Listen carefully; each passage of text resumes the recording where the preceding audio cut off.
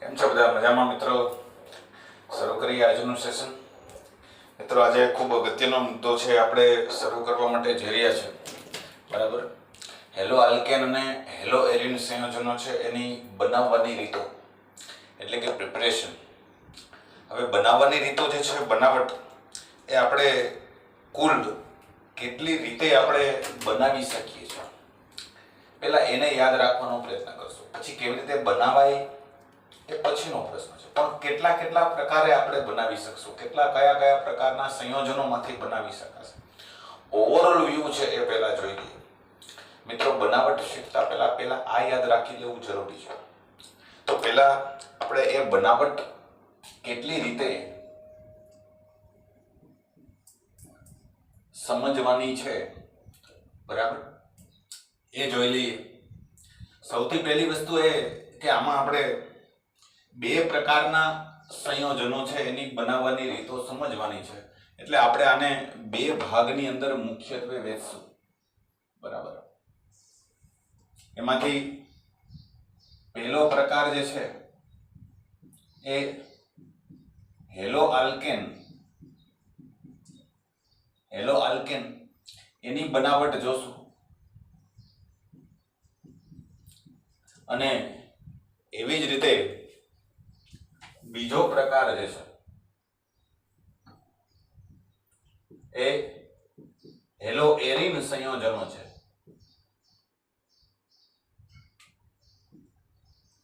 એની બનાવટ જોશું. Hello alkane અને હેલો એરિન સંયોજનો બેયની બનાવટ આપણે વારાફરતી જોવાનું થશે. પણ પહેલા હેલો આલ્કેન સંયોજનો છે એ કેટલી રીતે બનાવી શકાય છે? તો બનાવી શકાય તો પહેલા તો આપણે કયા પ્રકારના પદાર્થોમાંથી બનાવી શકાય છે એને સમજવાનો પ્રયત્ન કરશું.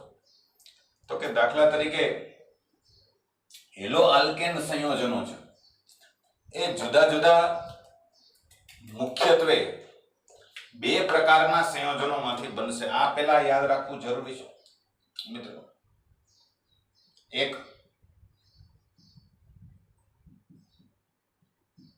આલ્કોહોલ સંયોજનોમાંથી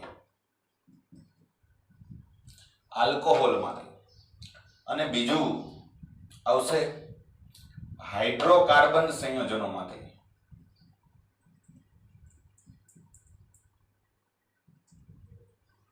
હાઇડ્રોકાર્બન સંયોજનોમાંથી બનાવી શકાશે. હવે અગેન પાછું આલ્કોહોલમાંથી હેલો આલ્કેન સંયોજનો છે એ જુદી જુદી ચાર રીતે આપણે બનાવી શકાશે. એક HX એટલે કે હાઇડ્રોજન હેલાઇડ માંથી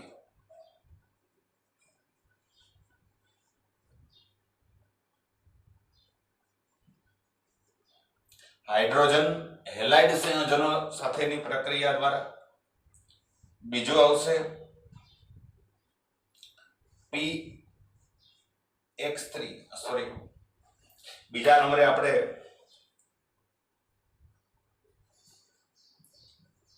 સોડિયમ હેલાઇડ અથવા તો પોટેશિયમ હેલાઇડ. X નો મતલબ આપણે હેલોજન કરશું, એટલે સોડિયમ હેલાઇડ અથવા તો પોટેશિયમ હેલાઇડ સંયોજનોમાંથી બનાવી શકાશે એની સાથેની પ્રક્રિયા દ્વારા. ત્રીજી આવશે PX3 અથવા તો PX5, મતલબ કે ફોસ્ફરસ ટ્રાઇહેલાઇડ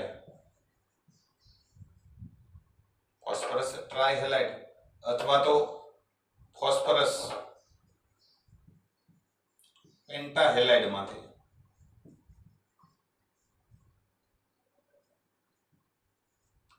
અને ચોથી રીત આવશે. ચોથી રીત એ માત્ર આલ્કાઇલ ક્લોરાઇડ જ બનાવી શકાય છે SOCl2 માંથી. આ ચાર રીતે મિત્રો બનાવી શકાશે આલ્કોહોલ સંયોજનોમાંથી.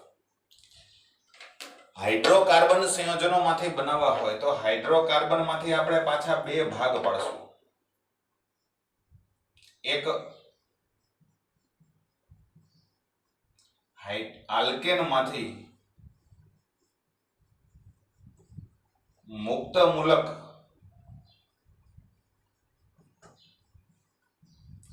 હેલોજિનેશન દ્વારા આલ્કેન માંથી બનાવી શકાશે અને આલ્કીન માંથી પણ બનાવી શકાશે.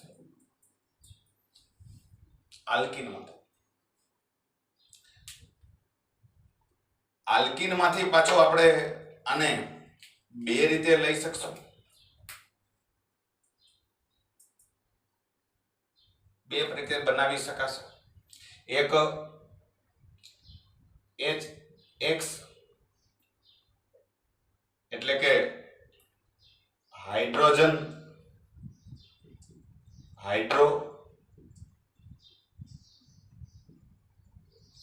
હેલોજિનેશન દ્વારા એટલે કે HX સાથે પ્રક્રિયા કરીને, અને બીજું X2 એટલે કે હેલોજન સાથેની પ્રક્રિયા દ્વારા, એટલે એને હેલોજિનેશન કહીશું. હેલોજિનેશન દ્વારા એટલે આલ્કેન માંથી એક રીતે અને આલ્કીન માંથી બે રીતે બનશે. આ સિવાય પણ હેલો આલ્કેન બનાવવાની એક રીત આપણે હજી રહી ગઈ છે, બરાબર. એમાં પાછી બે રીતો આવશે. એને કહેવાય છે હેલોજન વિનિમય દ્વારા.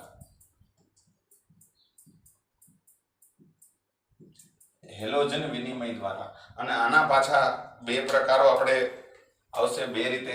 આની અંદર બે નામ વાળી પ્રક્રિયાઓ છે એ સમજવાની આવશે. એક આવશે ફ્રિંકલસ્ટેઇન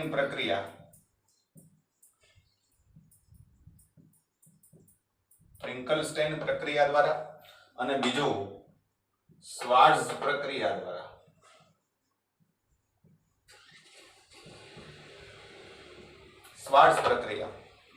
તો મિત્રો, હેલો આલ્કેન સંયોજનો છે એમાં કુલ આપણે આટલી રીતો આવશે. હેલો આલ્કેનની કુલ પ્રક્રિયા જોવા જાવ તો આલ્કોહોલમાંથી 1, 2, 3 અને 4 રીતે, 1, 2, 3 અને 4 રીતે. હાઇડ્રોકાર્બન માંથી જોવા જઈએ તો આલ્કેન માંથી એક રીત છે અને આલ્કીન માંથી બે રીતો થશે, બરાબર. એટલે ટોટલ થઈ 4 રીત આલ્કોહોલ માંથી, અને હાઇડ્રોકાર્બન માંથી 1, 2 અને 3 રીતો. 4 ને 3 7 રીતો. જ્યારે હેલોજન વિનિમય દ્વારા બે રીતો છે. એટલે ટોટલ જોવા જઈએ તો કુલ યાદ રાખવાની થશે આપણે 7 પ્રક્રિયાઓ. 7 રિએક્શન દ્વારા આપણે હેલો આલ્કેન સંયોજનો છે એ બનાવી શકશું, બરાબર.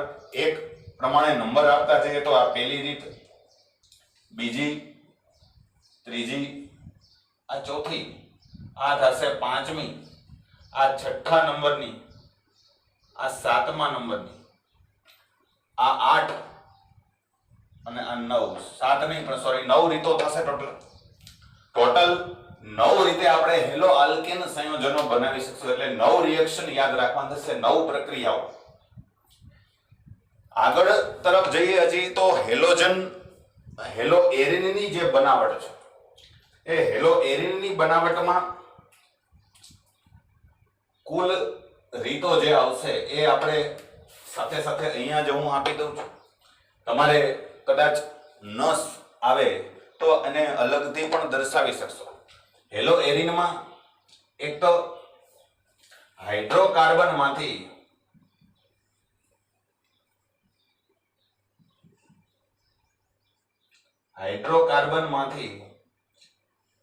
આવશે ઇલેક્ટ્રોન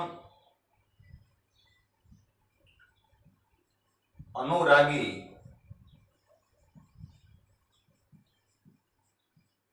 વિસ્થાપન દ્વારા,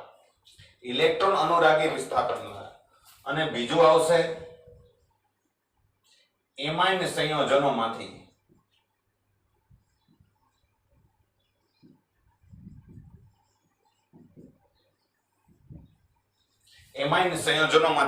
હેલો એરિન બનાવી શકાશે.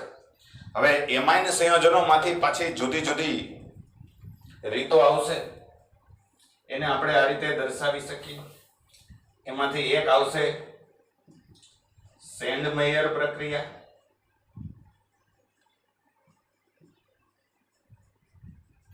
બીજી આવશે ગેટરમેન પ્રક્રિયા દ્વારા, અને ત્રીજી લાસ્ટ જે આવશે એ કેઆઈ સાથેની પ્રક્રિયા દ્વારા, પોટેશિયમ આયોડાઇડ સાથેની પ્રક્રિયા દ્વારા. એટલે ટોટલ આની અંદર આપણે કુલ 4 પ્રકારના રિએક્શન આમાં યાદ રાખવાના થશે. બરાબર, નંબર આને આપી દઉં તો હાઇડ્રોકાર્બનમાંથી ઇલેક્ટ્રોન અનુરાગી વિસ્થાપન 1 નંબર, અને સેન્ડમેયર પ્રક્રિયા છે એ 2 નંબર, ગેટરમેન પ્રક્રિયા 3 અને કેઆઈ સાથેની પ્રક્રિયા 4. ટોટલ 4 રીતે આપણે હેલો એરિન સંયોજનો બનાવી શકશું. તો મિત્રો આમ જોવા જાવ તો ઓવરઓલ વ્યૂ આપણે આખો જોઈએ હેલો આલ્કેન અને હેલો એરિનની બનાવવાની રીત માટે. તો કુલ યાદ રાખવાની થશે આપણે 9 અને આ 4 13 રીતે.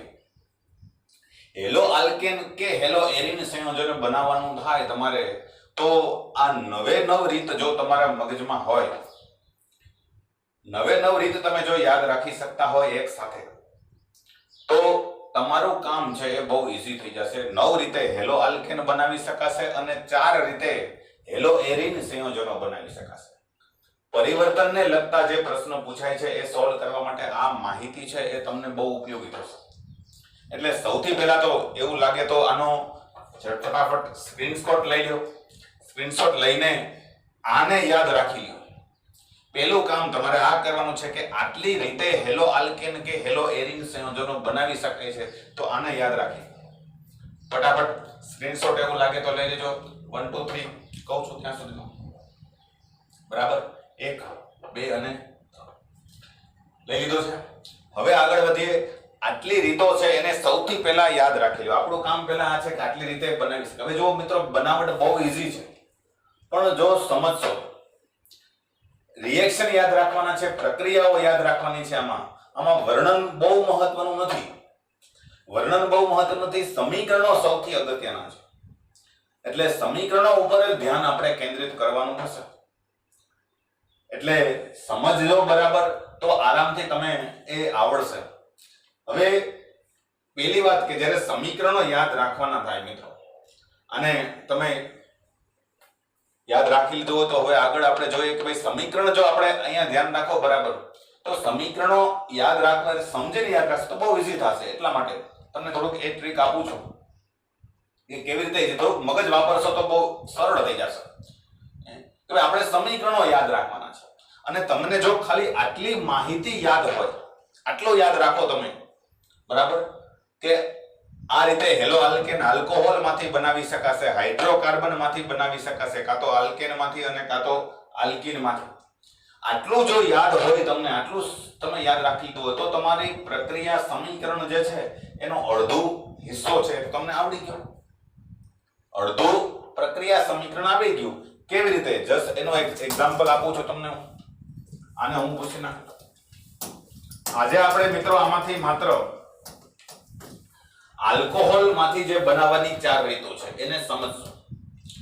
બીજા સેશનની અંદર હાઇડ્રોકાર્બન માંથી બનાવવાની રીતો જો છે, આલ્કેન માંથી અને આલ્કીન માંથી આ 3 રીતો, અને હેલોજન વિનિમય દ્વારા એને સમજવાનો પ્રયત્ન કરશો. એટલે પહેલા સેશનમાં 4, બીજા સેશનમાં આ 5. એટલે હેલો આલ્કીનમાં આપણે 2 સેશન કરશું, 2 લેક્ચર, અને ત્રીજા લેક્ચરની અંદર આપણે હેલો એરિનની બનાવટ છે જોશું. આખું સેશન છે બનાવવાની રીતો, એમાં 3 સેશન કરશું. આજે આપણે માત્ર આલ્કોહોલ માંથી જ માનો કે હેલો આલ્કેનની બનાવટ સમજવી છે. આજે આપણે શું સમજશું તો કે આલ્કોહોલ માંથી. હવે આલ્કોહોલ માંથી આ 4 રીતો છે, યાદ કરો તો. હાઇડ્રોજન હેલાઇડ માંથી, સોડિયમ હેલાઇડ અથવા તો પોટેશિયમ હેલાઇડ માંથી, ફોસ્ફરસ ટ્રાઇહેલાઇડ અથવા તો ફોસ્ફરસ પેન્ટાહેલાઇડ એટલે ફોસ્ફરસના હેલાઇડ માંથી, અને SOCl2 આનું નામ મિત્રો નો ખ્યાલ હોય તો યાદ રાખજો, અને થાયોનિલ ક્લોરાઇડ કહેવાય છે. થાયોનિલ ક્લોરાઇડ. થાયોનિલ ક્લોરાઇડમાંથી. પણ આની એક મર્યાદા એ છે કે આમાંથી માત્ર ક્લોરીન યુક્ત એટલે કે ક્લોરો આલ્કેન જ બનશે. ક્લોરો આલ્કેન, કારણ કે આમાં ક્લોરીન છે. તો આ 4 રીતો આપણે આજે સમજશું. હવે મિત્રો અહીંયા બરાબર ધ્યાનથી સમજો. તો આટલી તમને માહિતી જો હોય, આટલી માહિતી કે હેલો આલ્કેન બનાવવો છે, શેમાંથી બનાવવો છે? આલ્કોહોલમાંથી. આ 4 રીતે બનાવવાનો છે. તો મિત્રો તમારું 75% સમીકરણ છે એ તો આવડી ગયું. 75% સમીકરણ. યાદ કરો આપણે સમીકરણમાં શું લખીએ છીએ? તો કે પ્રક્રિયક, એક પ્રક્રિયક એની હારે બીજો પ્રક્રિયકની પ્રક્રિયા થાય અને એમાંથી નિપજ બને છે C અને D. આવું હોય જનરલ પ્રક્રિયામાં, આવું જ હોય કે નહીં? કે એક પ્રક્રિયકની બીજા પ્રક્રિયક હારે પ્રક્રિયા કરો તો નિપજ બનશે કોઈ પણ એક C કે D જે કંઈ બનતી હોય. આવું જ હોય સમીકરણ. તો અહીંયા હવે આવું સમીકરણ અહીંયા બનાવટ માટે તમારે લખવાનું થાય તો લગભગ પોણા ભાગનું સમીકરણ હશે. 75% સમીકરણ તમને આવડી ગયું. મગજ વાપરો. કેવી રીતે? તો કે તમારે આપણે શું ભણીએ છીએ, શેની રિએક્શન ભણીએ છીએ? તો કે હેલો આલ્કેનની બનાવટ. બનાવટ એટલે છેલ્લે નિપજમાં એક તો શું આવશે? હેલો આલ્કેન આવશે. હેલો આલ્કેન એટલે કે દાખલા તરીકે આપણે વ્યાપક રૂપે લખીએ તો RH. આવું જ આવશે કે નહીં? આ હેલો આલ્કેન આ બનશે. હવે બનાવવાનું છે શેમાંથી? તો કે આલ્કોહોલમાંથી.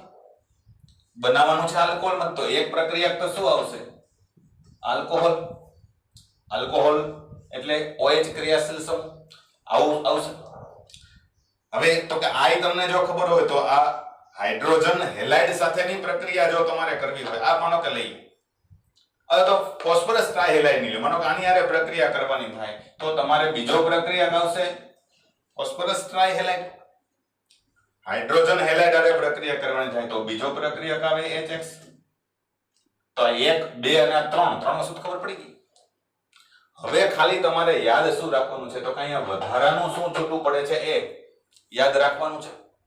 અને અહીંયા શું આવશે? કોઈ વિશિષ્ટ ઉદ્દીપક, કોઈ તાપમાન કે કોઈ વિશિષ્ટ પ્રક્રિયા પરિસ્થિતિની જો જરૂર પડતી હોય તો એટલું જ યાદ રાખવાનું છે. બાકી તમને ખબર છે.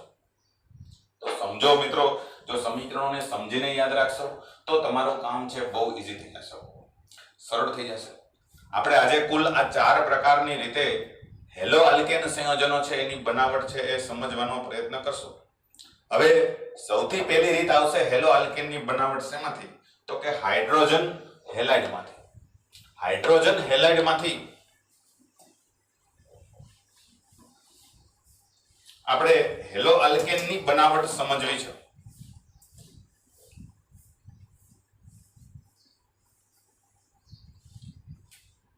પહેલી રીત બરાબર HX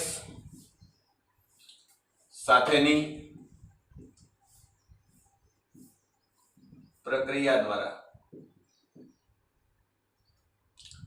અથવા તો હજી આપણે આગળ લખવું હોય તો અહીંયા આગળ ઉમેરી શકીએ કે આલ્કોહોલની HX સાથેની પ્રક્રિયા દ્વારા આપણે બનાવો. તો મિત્રો જનરલ સમીકરણ છે આનું શું થશે? તો કે આ પ્રક્રિયાનું સામાન્ય સમીકરણ લખવું તો આવું કંઈક હશે કે ભાઈ આ ROH એટલે આલ્કોહોલ, એની પ્રક્રિયા કોઈ પણ હાઇડ્રોજન હેલાઇડ સાથે કરીએ. Hydrogen halide, hydrogen halide. હવે હાઇડ્રોજન હેલાઇડ છે એ જો તમે વાયુ સ્થિતિમાં લ્યો, દાખલા તરીકે HCl ગેસ લ્યો બરાબર, તો આને હાઇડ્રોજન હેલાઇડ કહેવાય. હાઇડ્રોજન ક્લોરાઇડ વાયુ સ્થિતિમાં લ્યો તો. પણ જો એનું જલીય દ્રાવણ બનાવ્યું હોય તમે, જલીય દ્રાવણ, તો આને કહેવાય હાઇડ્રોહેલિક એસિડ વ્યાપક રૂપે. એટલે આને કહીએ આપણે હાઇડ્રોક્લોરિક એસિડ. HBr હોય તો હાઇડ્રોબ્રોમિક એસિડ, HI હોય તો હાઇડ્રોઆયોડિક એસિડ. આ તફાવત બરાબર સમજો કે આ વાયુ સ્થિતિમાં લ્યો તો હાઇડ્રોજન હેલાઇડ કહેવાય, પણ દ્રાવણ લ્યો તો અહીંયા એને હાઇડ્રોહેલિક એસિડ કહેવાય. અહીંયા બેય લઈ શકાશે, હાઇડ્રોજન હેલાઇડ અથવા તો હાઇડ્રોહેલિક એસિડ. બેમાંથી નામ ગમે તે આપો, એનાથી કંઈ ફરક નથી પડતો, પણ તમને આ તફાવત ખબર પડવી જોઈએ કે ક્યારે હાઇડ્રોજન હેલાઇડ કહેવાય. હાઇડ્રોજન હેલાઇડ કહેવાય ક્યારે કહેવાય તો કે વાયુ સ્થિતિમાં હોય તો, અને દ્રાવણ અવસ્થામાં હોય તો હાઇડ્રોહેલિક એસિડ કહેશું. આની સાથે પ્રક્રિયા કરો એટલે થશે શું તો કે બહુ સરળ રીતે આની અંદર આપણે બનાવવાનો છે હેલો આલ્કેન. એટલે આમાં આપણે કરશું શું તો કે OH નું વિસ્થાપન હેલોજન વડે. OH દૂર થાય, એની જગ્યાએ હેલોજન દાખલ થશે, એટલે આમાંથી આપણને મળશે RX અને વત્તા H2. RX વત્તા H2 આ આપણે મળી ગયો હેલો આલ્કેન. હેલો આલ્કેન મળી ગયો. તો મિત્રો આ જનરલ પ્રક્રિયા છે એ કરવાની થશે. સામાન્ય પ્રક્રિયા આને પહેલા બરાબર સમજી લો. દાખલા તરીકે ઉદાહરણો લેવા હોય તો તમે લઈ શકશો. દાખલા તરીકે CH3 CH2 OH નામ આવડશે મિત્રો. 2 કાર્બન વાળો આલ્કોહોલ છે એટલે આને કહીશું ઇથેનોલ. હવે આની પ્રક્રિયા માનો કે આપણે સાંદ્ર HCl સાથે કરીએ, સાંદ્ર હાઇડ્રોક્લોરિક એસિડ સાથે, બરાબર, તો નિર્જળ ઝિંક ક્લોરાઇડ નો ઉદ્દીપક તરીકે ઉપયોગ થાય છે આમાં. તો આપણને શું થશે તો કે અહીંથી OH અને આમાંથી H દૂર કરો એટલે H2O નીકળી જાય. આમાંથી મળશે આપણને Ca3CH2Cl અને વત્તા H2. સરખાવો મિત્રો આની અંદર સમીકરણો. અહીંયા R તરીકે શું છે તો કે ઇથાઇલ સમૂહ છે. HX તરીકે આપણે HCl લીધો છે, X ની જગ્યાએ ક્લોરીન છે. તો અહીંયા આપણને હેલો આલ્કેન આનું નામ આપણે આપવું હોય તો આપી શકીએ, ક્લોરો ઇથેન બનશે. આ જનરલ પ્રક્રિયા થાય મિત્રો. આ સમજાય તો બહુ ઈઝી છે. આવી રીતે તમે અહીંયા HBr લ્યો તો અહીંયા બ્રોમો ઇથેન મળશે, બ્રોમો ઇથેન. અહીંયા ક્લોરીન ને બદલે આયોડિન લ્યો તો અહીંયા બ્રોમો આયોડો ઇથેન મળશે. જનરલ આવું થઈ શકે આપણે વિચારીએ તો. પણ મિત્રો આ જનરલ પ્રક્રિયા જો પહેલા સમજાય તો હવે આની અંદર થોડીક ડૂબકી મારીએ. આની અંદર થોડુંક ઉતરવું પડશે.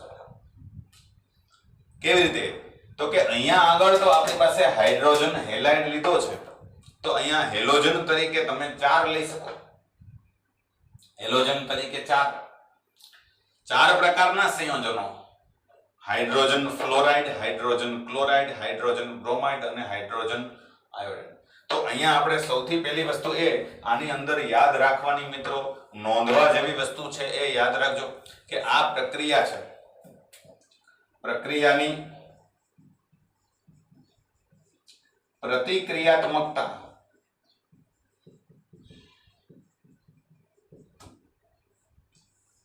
મતલબ કે આને તમે પ્રક્રિયા થવાનો વેગ પણ કહી શકો છો, રેટ ઓફ રિએક્શન, કે કોની સાથે ઝડપથી પ્રક્રિયા થાય. હવે એ હેલોજનના સંદર્ભ, આના સંદર્ભમાં વિચારીએ આપણે, HX ના સંદર્ભમાં, HX ના સંદર્ભમાં તો પ્રક્રિયાનો ક્રમ છે આ. અહીંયા તમે કયો હેલાઇડ લ્યો તો પ્રક્રિયા વધારે ઝડપથી થશે, hydrogen fluoride, hydrogen chloride, hydrogen bromide કે હાઇડ્રોજન આયોડાઇડ.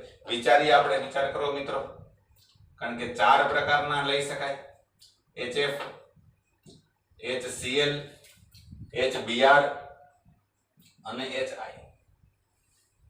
તો કોની પ્રતિક્રિયાત્મકતા વધારે હશે? થોડુંક વિચારો તો આરામથી ખબર પડશે કે ભાઈ આ હેલોજનને આપણે અહીંયા દાખલ કરો તો આ બંધને તોડવો પડશે. આ બંધ તૂટે તો અહીંથી હેલોજન છૂટો પડીને અહીંયા જોડાશે, બરાબર. અને એટલે હેલોજન સહેલાઈથી છૂટો કેમાં પડશે તો કે આપણે લાસ્ટ સેશનમાં જોયું હતું કે ભાઈ બંધ લંબાઈ સૌથી વધારે શેમાં હોય તો કે HI માં, કારણ કે આયોડિનનો પરમાણુ સૌથી મોટો છે. આયોડિનનો પરમાણુ સૌથી મોટો હોય, ફ્લોરિનનો પરમાણુ સૌથી નાનો હોય, એટલે આમાં બંધ લંબાઈ સૌથી ટૂંકી હોય. અને એટલે સૌથી વધારે પ્રતિક્રિયાત્મક કોણ થશે તો કે HI, અને સૌથી ઓછું પ્રતિક્રિયાત્મક કોણ થાય તો કે HF. અને એટલે મિત્રો ખાસ યાદ રાખજો કે અહીંયા આપણે જે બનાવટ જોશું તો એના ઉદાહરણમાં આ ક્યાંય નહીં લઈએ. શું કામે? તો કે આ સૌથી ઓછું પ્રતિક્રિયાત્મક છે. ઓછું પ્રતિક્રિયાત્મક મતલબ કે ફ્લોરાઇડ બનાવવો હોય તો આ રીતે સહેલાઈથી નહીં બને. આ રીતે ફ્લોરો આલ્કેન ઝડપથી નહીં બનાવી શકાય, પણ આયોડો આલ્કેન બનાવી શકાશે. આની પ્રતિક્રિયાત્મકતા સૌથી વધારે છે, સૌથી વધારે. પણ આ એટલી વધારે છે, આમાં થોડીક મુશ્કેલીઓ નડે છે, એની આપણે જોશું, ચર્ચા કરશું ત્યારે. પણ આ ક્રમ આપણને ખબર હોવો જોઈએ કે HI સૌથી વધારે પ્રતિક્રિયાત્મક હશે અને HF સૌથી ઓછું. પણ હવે આના સંદર્ભમાં નહીં, આલ્કોહોલના સંદર્ભમાં વિચારીએ. આલ્કોહોલના સંદર્ભમાં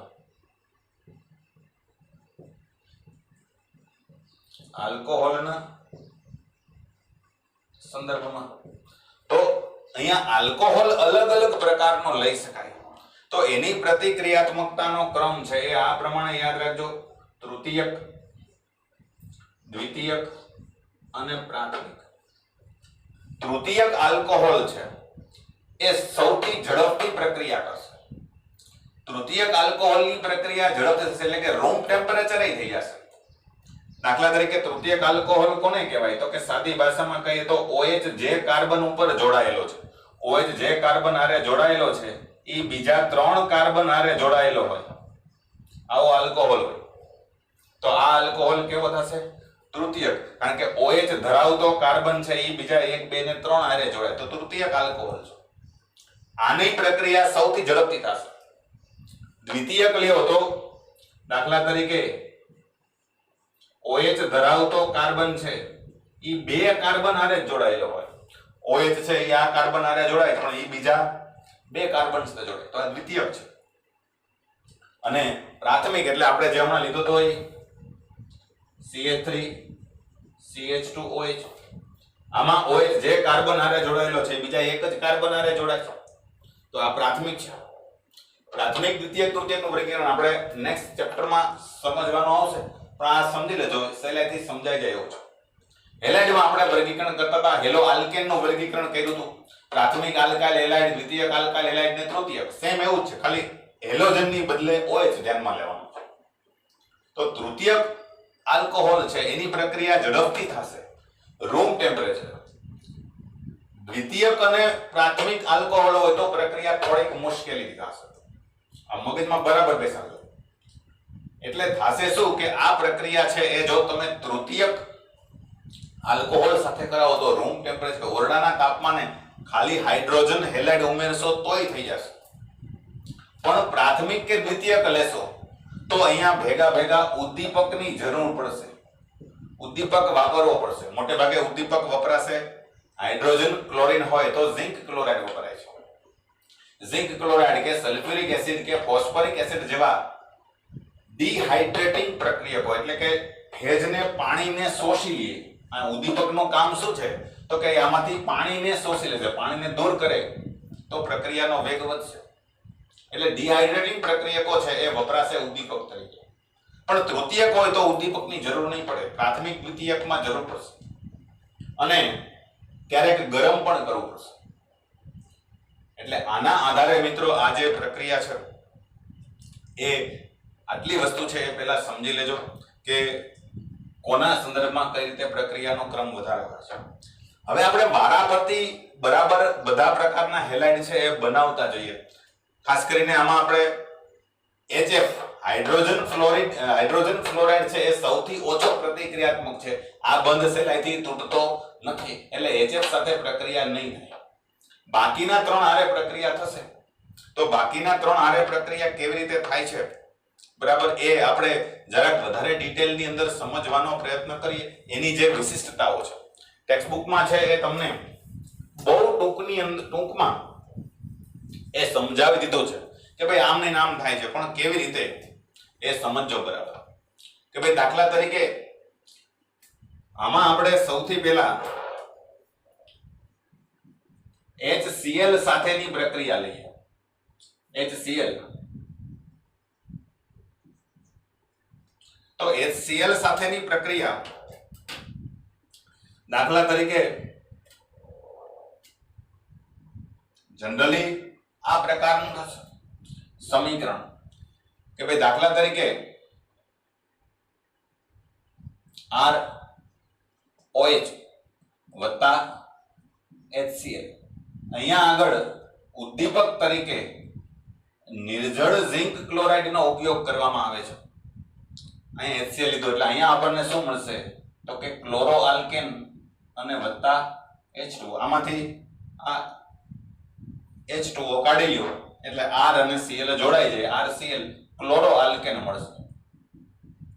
હવે આ પ્રક્રિયાની વિશિષ્ટતા શું છે, આમાં મહત્વનું શું યાદ રાખવાનું છે તો કે જો આ આલ્કોહોલ છે એ તમે તૃતીયક આલ્કોહોલ લીધો હોય, તૃતીયક આલ્કોહોલ,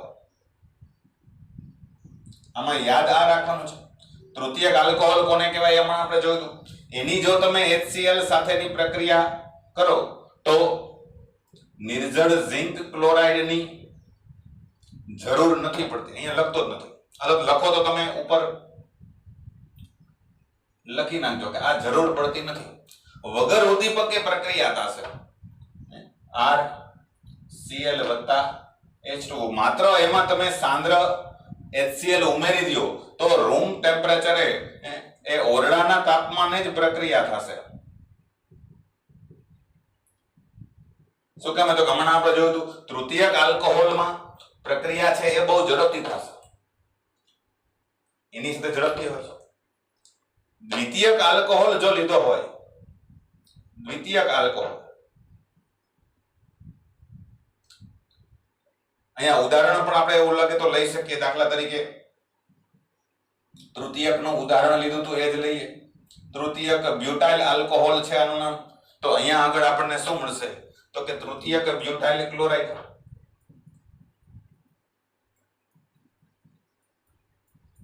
તૃતીયક બ્યુટાઇલ ક્લોરાઇડ આ તૃતીયક આલ્કોહોલ છે. હવે દ્વિતીયક લ્યો દાખલા તરીકે CH3,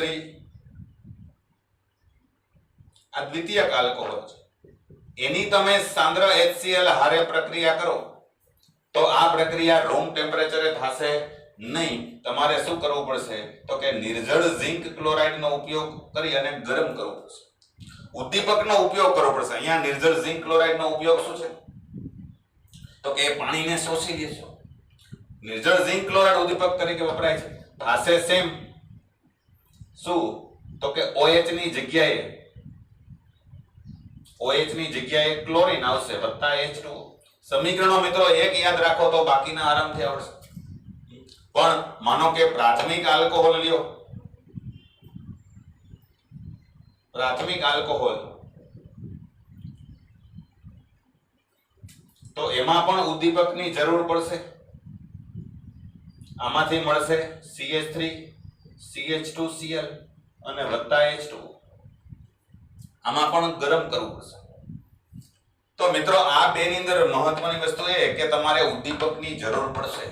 આમાં ઉદ્દીપકની જરૂર નથી કારણ કે આ તૃતીયક છે, આ દ્વિતીયક છે, આ પ્રાથમિક આલ્કોહોલ છે. પ્રાથમિક અને દ્વિતીયક છે એની સહેલાઈથી પ્રક્રિયા નથી થતી, તૃતીયકની સહેલાઈથી થાય છે. આના ઉપરથી આપણે કાર્બનિકની અંદર એક કસોટીનું નિર્માણ કર્યું છે જેને લ્યુકાસ કસોટી કહેવાય છે. આ જે પ્રક્રિયા છે એ લ્યુકાસ કસોટી તરીકે ઓળખાય છે, જે આગળના ચેપ્ટરમાં ફરી પાછું આપણે રિપીટ કરશું. લ્યુકાસ કસોટી આગળના ચેપ્ટર લ્યુકાસ કસોટી તરીકે ઓળખાય છે. બરાબર. હવે આ લ્યુકાસ કસોટી જે છે એ કઈ રીતે તો કે તમારે આલ્કોહોલનો પ્રકાર ઓળખવો હોય, તમારી પાસે કયો આલ્કોહોલ છે, પ્રાથમિક છે, દ્વિતીયક છે કે તૃતીયક છે, એનો પ્રકાર જાણવો હોય તો આ પ્રક્રિયાનો ઉપયોગ થાય છે. સાંદ્ર હાઇડ્રોક્લોરિક એસિડ ઉમેરી નિર્જળ ઝિંક ક્લોરાઇડ સાથે એને ગરમ કરો, જરાક અમથો. તરત જ સાંદ્ર હાઇડ્રોક્લોરિક એસિડ નાખવાથી જો તમને તરત જ તૈલી બિંદુઓ જોવા મળે, બરાબર, આ યાદ રાખવાનું. તરત જ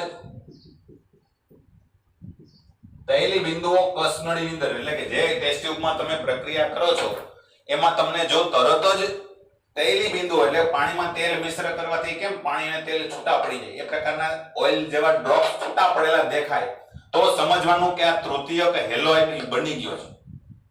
આ બની ગયો છે કારણ કે પ્રક્રિયા તરત જ થઈ ગઈ છે અને તરત જ આવા તેલ બિંદુઓ જોવા મળે તો તમારે અનુમાન કરી શકો કે ભાઈ આલ્કોહોલ છે એ તૃતીયક હશે, તૃતીયક આલ્કોહોલ હશે. પણ એમને રહેવા દો, થોડીક વાર ગરમ કરો અને 5 મિનિટ પછી થોડા સમય બાદ જો મિશ્રણ દૂધિયું બને, દૂધિયા કલર જેવું થઈ જાય મિશ્રણ, તો એનો મતલબ એવો થયો કે થોડાક સમય પછી રહીને પ્રક્રિયા થઈ છે. થોડાક સમય પછી તો એનો મતલબ કે એ આલ્કોહોલ દ્વિતીયક હશે. અને બહુ આપણે ગરમ કર્યું તો પણ મિશ્રણ તમે જે લીધું છે, મિશ્રણમાં કોઈ તમને ફેરફાર ન દેખાય, કોઈ ફેરફાર ન જણાય, કોઈ પણ પ્રકારનો ફેરફાર ન લાગે તો સમજવાનું કે એ પ્રાથમિક આલ્કોહોલ હશે. કારણ કે પ્રાથમિક આલ્કોહોલ હારે આ પ્રક્રિયા સૌથી મુશ્કેલથી થાય છે.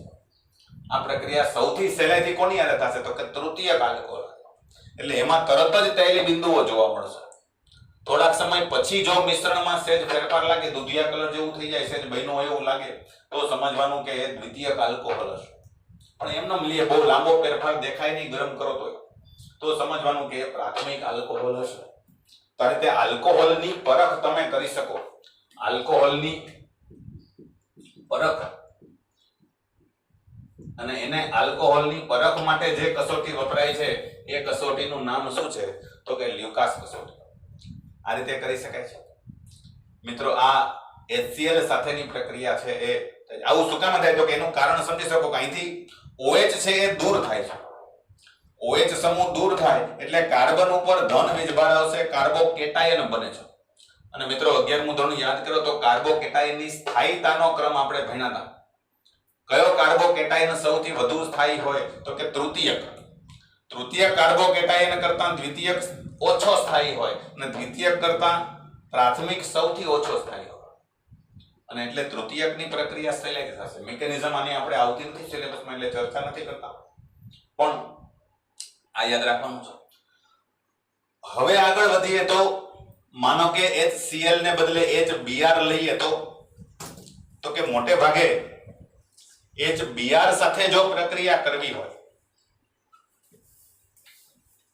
તો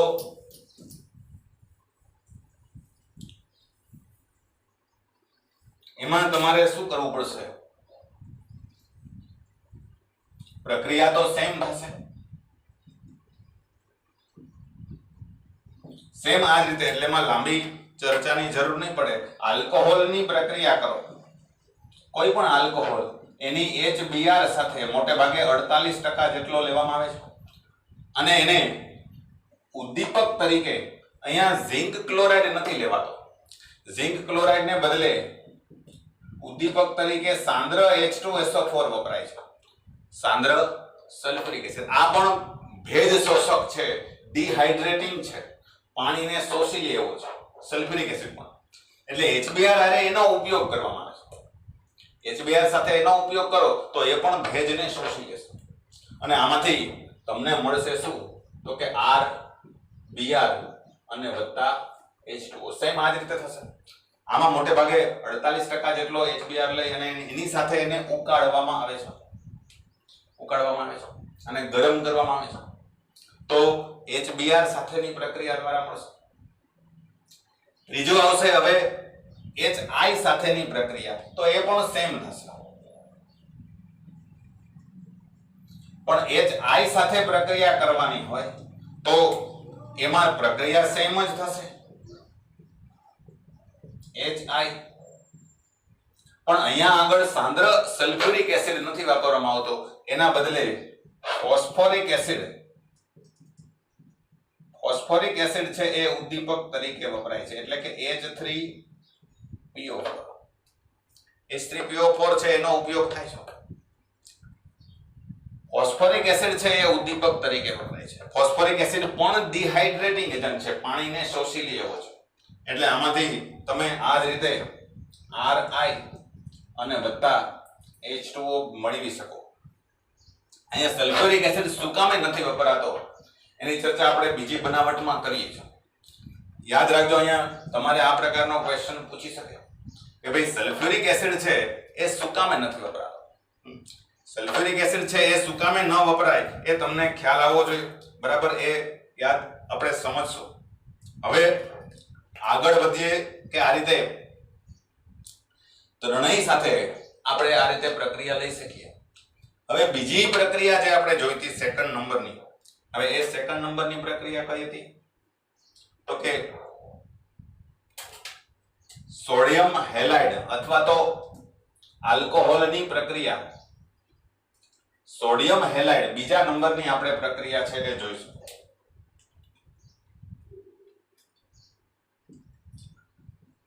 સોડિયમ હેલાઇડ અથવા તો પોટેશિયમ હેલાઇડ સાથેની પ્રક્રિયા દ્વારા.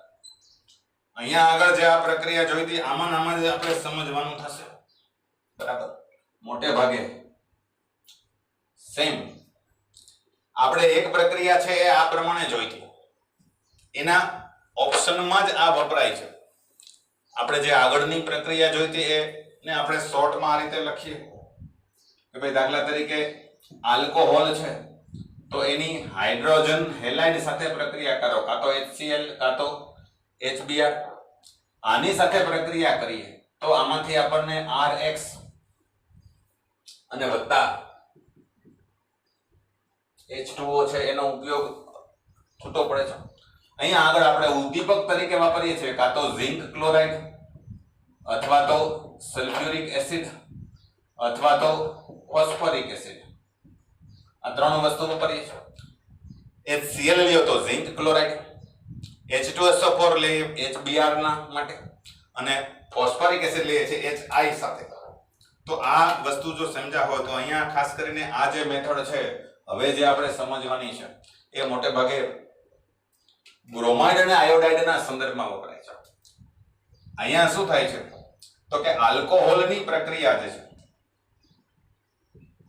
તમે સોડિયમ હેલાઇડ સાથે કરો. સોડિયમ હેલાઇડ એટલે Na+ અને X- ચાલો આની સાથે કરો વત્તા ભેગો લેવાનો છે સાંદ્ર H2SO4. તો સેમ પહેલા તો આને જેવું જ થશે કે NaX સોડિયમ હેલાઇડ અને સાંદ્ર સલ્ફ્યુરિક એસિડ હારે પ્રક્રિયા થઈ અને એમાંથી સૌથી પહેલા HX બનશે.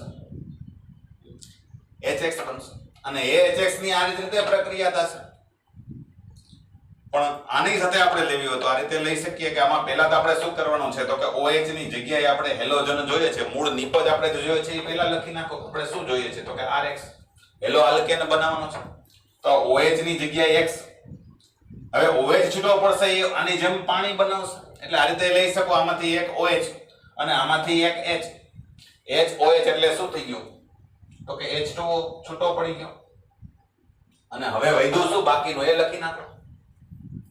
RX આવી ગયા, OH અને આમાંથી H તો વધ્યો અહીંયા સોડિયમ આવ્યું, અહીંયા વધ્યા HSO4 તો એને તમે NaHSO4 તરીકે લખી શકો. NaHSO4 sodium halide. Sodium halide ને બદલે પોટેશિયમ હેલાઇડ લખી શકો. અહીંયા સોડિયમ ને બદલે જો પોટેશિયમ લખો તો અહીંયા જ ખાલી ફરક પડશે. સોડિયમ ને બદલે આપણને મળશે KHSO4. કોઈ ફરક નહીં પડે. દાખલા તરીકે આપણે ઉદાહરણ આનું લેવું હોય તો લઈ શકીએ કે ભાઈ દાખલા તરીકે ઇથેનોલ છે. ઇથેનોલ ની પ્રક્રિયા પોટેશિયમ બ્રોમાઇડ અને વત્તા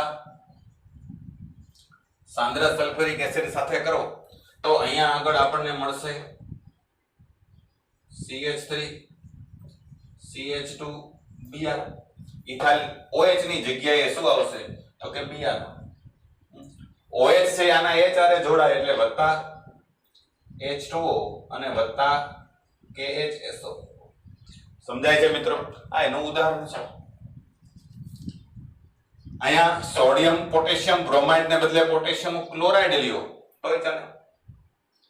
પણ અહીંયા આગળ ખાસ એ ધ્યાનમાં રાખવાનું છે કે આની અંદર સૌથી મહત્વનો મુદ્દો આવશે એ હવે જે આપણે સમજવાનો આવશે એ મુદ્દો શું તો કે જો તમે અહીંયા સમજવાનો મુદ્દો છે KI સાથે પ્રક્રિયા કરો તો સાંદ્ર સલ્ફ્યુરિક એસિડ લેવામાં આવતો નથી, જેમ આગળ પણ લીધું હતું. સાંદ્ર સલ્ફ્યુરિક એસિડ લેવાશે નહીં. સાંદ્ર સલ્ફ્યુરિક એસિડને બદલે અહીંયા આપણે ઉપયોગ કરવામાં આવે છે phosphoric એસિડનો, H3PO.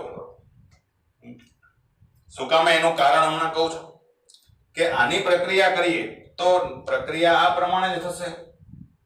CH3 CH2I CH3 CH2I અને વત્તા H2O આમાંથી કાઢી લ્યો. OH ની જગ્યાએ I મૂકી દો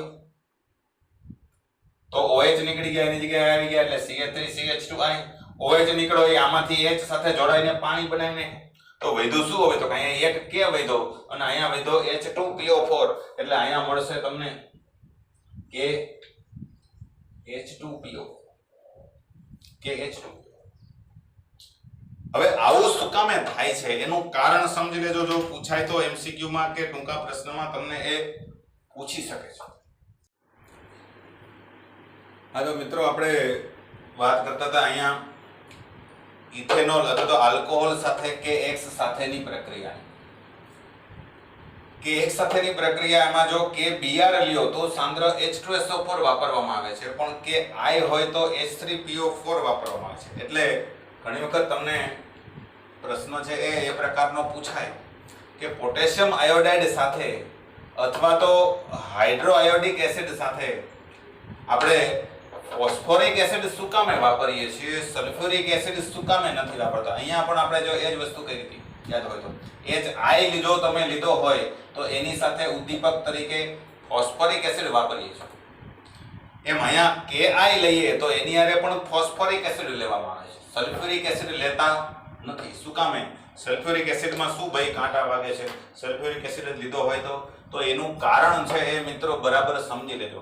બરાબર, તમને જો એ પ્રકારનો પ્રશ્ન પૂછાય, લખાણ સંબંધિત પ્રશ્નો જે છે એમાં તમને આ પ્રશ્ન છે એ આપેલો છે કે ભાઈ શા માટે